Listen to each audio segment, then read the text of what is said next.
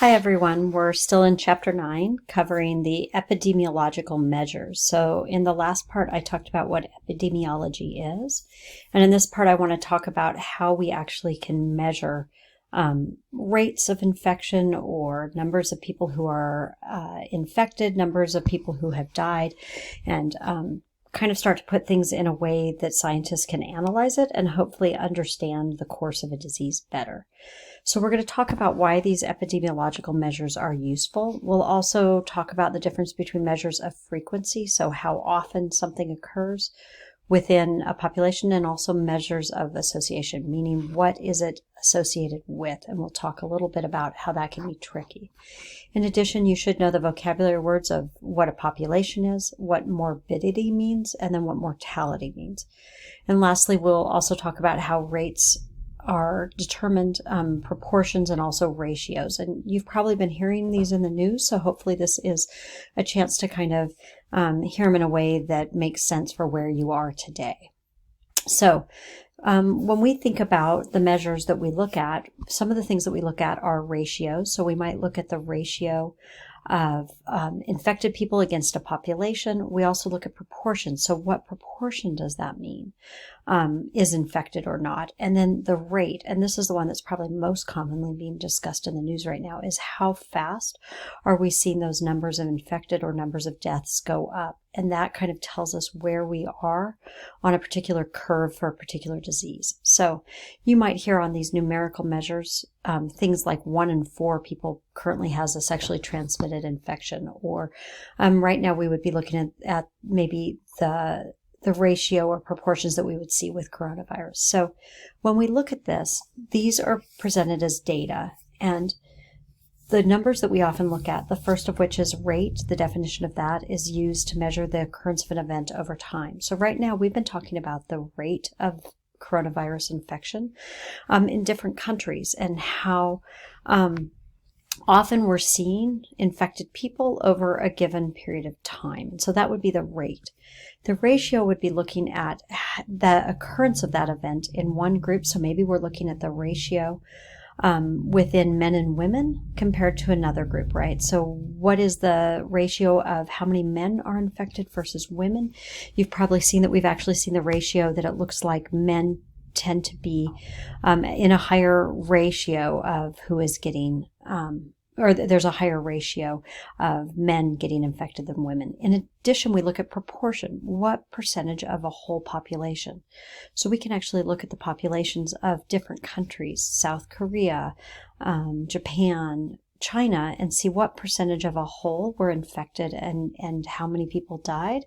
And also look at that again within ours to get some idea of what we think that means for our country. A lot of what we do is we start to measure the frequency, how often we can see different groups that have the infection, how often they're just infected but recover, and how often we see deaths. And so the measures of frequency actually allow us to have information about how often a disease in a population is being seen during a certain period of time. And so population can be defined as any defined group of people. So we might be talking about the population of Boise, Idaho. We might be talking about the population of Ada County or the state of Idaho. But that usually will be explained up front of what population we're looking at. The next thing we'd look at is the morbidity, and this is the existence of a disease in a population. So we would be looking at the number of infected people within the population. So if we're talking about Idaho, we can say that the population is the people who live in Idaho. Morbidity would be the existence of disease within that population. And we could say, what is the prevalence? And what that means is how many people are infected with the particular disease in the state of Idaho during a specified time. So we might be able to say the prevalence is, at this point, we're looking just over, at least today. So this tells you when this is. It's March 26th. I think we're looking at a morbidity of just around 200 people within the state of Idaho since this outbreak occurred, and that would be the prevalence. And then lastly is the mortality rate, and this talks about the number of deaths during a specific time. So at this point, at least as I'm recording this, we have a 0 mortality rate in the state of Idaho at this particular time. But if we were to look at maybe the month of March, we may see that that rate may go up. So these are just ways that we can give definition so we understand the data we're looking at. So when we look at this, we can look at actually the incidence rate, which is the number of new cases in a defined population during a defined time frame, and then how long that lasts. And so this is one that we use talking about the idea of the effect the measles vaccine had. So if we go back along the bottom, we have years, so starting in 1950 up to 2010. And then across the y-axis, we have the number of measles cases in the thousands. So you can see that up through really into the 1970s, what we saw were into the 700,000 range to down to the 400,000 range. But that was how many people in a given year would have the measles infection. And then we introduced the vaccine right in the early 1960s. I think it was 1964. And we see this dramatic drop of the number of cases of measles, and over this duration of time, how they went down. Now, we don't go out further here because this actually has gone back up.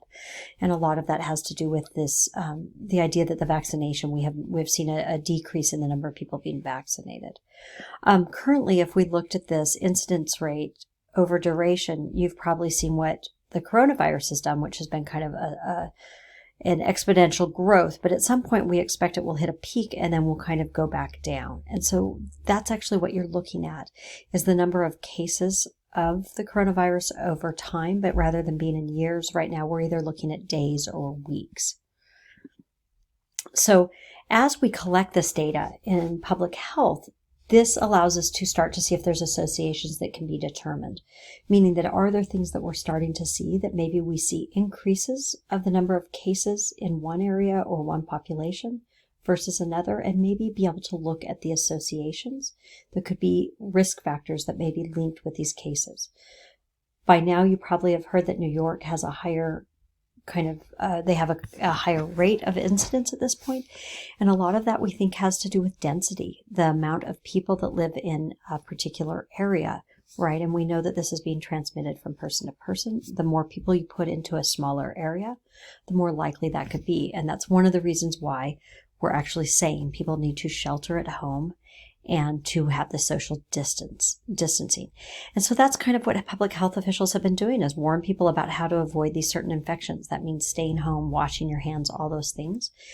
But also, if we know that people came from New York at this point, we might be able to arrive at a correct diagnosis more quickly because we'd know they're more likely to have the virus.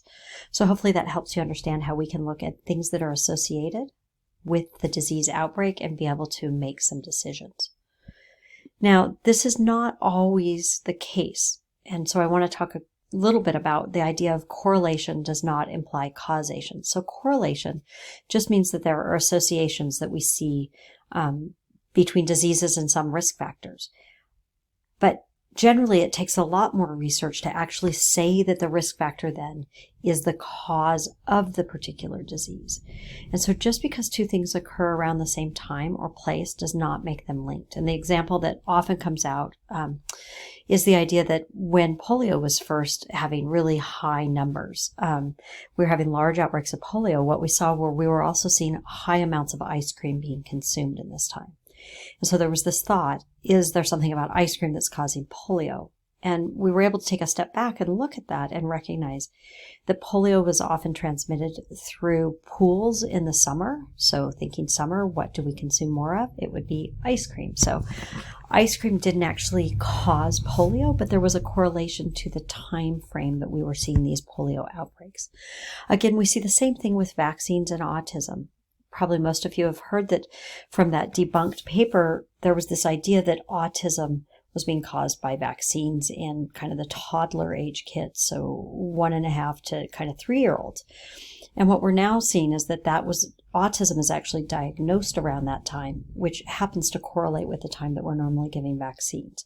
We do not see any causation, but clearly sometimes we see correlation that makes people either get confused or worry about things that they really don't have to. So the last little bit of this is talking about how we kind of look at epidemiology, either as descriptive or analytical. Descriptive tends to be what we're seeing in cases, so looking to see who gets infected, where these cases occur, and when they're occurring. We also have a goal to describe the occurrence and distribution of the disease, so how often it's occurring and through what populations. Often from this, then, we get a testable hypothesis of what's causing the infection, and we can actually then do what are called analytical techniques to test if our hypothesis is right. And so this analytical epidemiology means that we investigate what causes the disease, why people are getting it, and how the disease can be prevented or treated. And this is kind of where we are now, more so than the descriptive epidemiology on coronavirus. So a quick checking in, just some vocabulary. Keep in mind you should know the difference between morbidity and mortality. You want to think about what these measures of association can provide epidemiologists. I think of them as clues, and epidemiologists are kind of scientists. And then if we know these measures of association, how might this help the public? How can epidemiologists better explain things to the public or protect them? And then lastly, what do we find out from this descriptive versus analytical epidemiology? Because both of these are important in actually solving kind of a mystery of a disease. So that concludes the ending of this one. I think I have a couple more really short ones for this chapter. Remember, please let me know if you have any questions. Thanks.